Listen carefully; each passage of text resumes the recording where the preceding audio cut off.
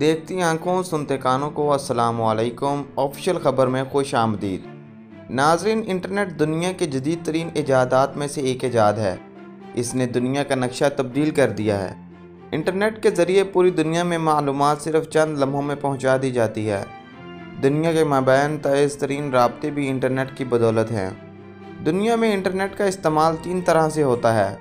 Number 1 surface web, number 2 deep web, number 3 dark web.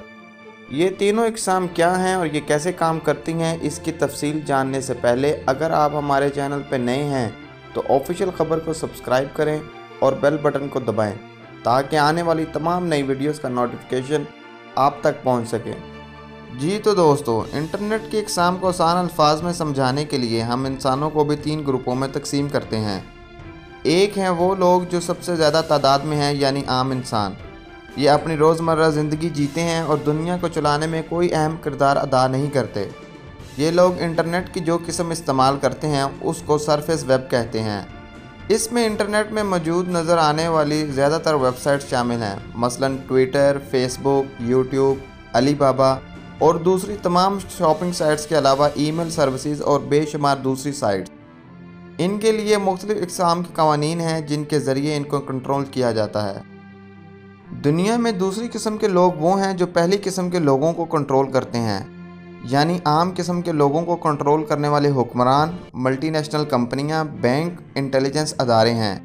यह कवानीन भी बनाते हैं, मुख्तलिफ पॉलिसीज़ भी बनाते हैं ताकि दुनिया को कंट्रोल किया जा सके।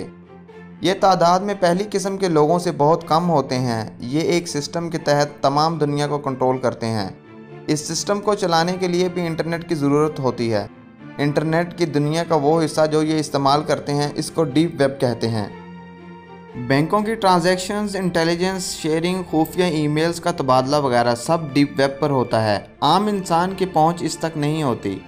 मिसाल के तौर पर हम व्हाट्सएप इस्तेमाल करते हैं और एक दूसरे को पैगामात भेजते हैं तो किसी तीसरे इंसान की रसाई हमारे इन पैगामात तक नहीं होती। लेकिन व्हाट्सएप कंपनी के पास हमारा तमाम डाटा महफूज होता है। जब वो चाहें जिसका चाहें डाटा देख सकती है। इस तरह दूसरी कंपनियां गूगल, फेसबुक और ट्विटर वगैरह की रसाई भी हमारे तमाम डाटा तक होती है। ये तमाम कंपनियां डीप वेब के ज़रिए सरफेस वेब को कंट्रोल करती हैं। अब आती है तीसरी और सबसे अहम किस्म। ये लोग ना तो पहली किस्म के लोगों में से हैं ना ही दूसरी। आसान अल्फाज में ये वही लोग हैं जिनको पहले समंदरी कज़ाक कहा जाता था, फिर ये इनको चोर, डाकू कहा जाने लगा और इनकी मुनज़्ज़म तंजीमों को माफियाज़ भी कहा जाता है। जदीद दौर में इनको क्रिमिनल्स और हैकर्स भी कहा जाता है। इनके राब्तों और काम करने का तरीका पहली दोनों इकसाम के लोगों से मुख्तलिफ होता है। अंडरवर्ल्ड पर बहुत सारी फिल्में बनाई गईं। इनके काम करने के तरीक़ों के बारे में जो दिखाया जाता है वो किसी हद तक सच होता है। दुनिया में जिद्दत आने के साथ साथ जुर्म की दुनिया में भी जिद्दत आ गई और इन माफियाज़ को भी इंटरनेट की ज़रूरत महसूस हुई। अब अगर ये सरफेस वेब का इस्तेमाल करते तो कानून नाफिज करने वाले अदारों की नज़र में आ जाते और डीप वेब को ये गैर कानूनी कामों के लिए इस्तेमाल नहीं कर सकते थे।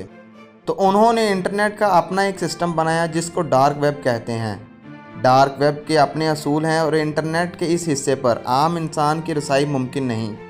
डार्क वेब अब तक जितनी भी रिसर्च की गई इससे बहुत दिल दहलाने वाले इंकशाफात हुए। इस पर मौजूद शॉपिंग की वेबसाइट्स पर खंजर से लेकर जदीद तरीन असला भी बेचा जाता है। इसमें ड्रग्स की स्मगलिंग की वेबसाइट्स भी काम करती हैं। दुनिया भर के अंडरवर्ल्ड गैंग इस पर तजारत करते हैं। हैरानकुन तौर पर यहाँ AK-47 से लेकर जदीद मिसाइल भी फ़रोख्त किए जाते हैं।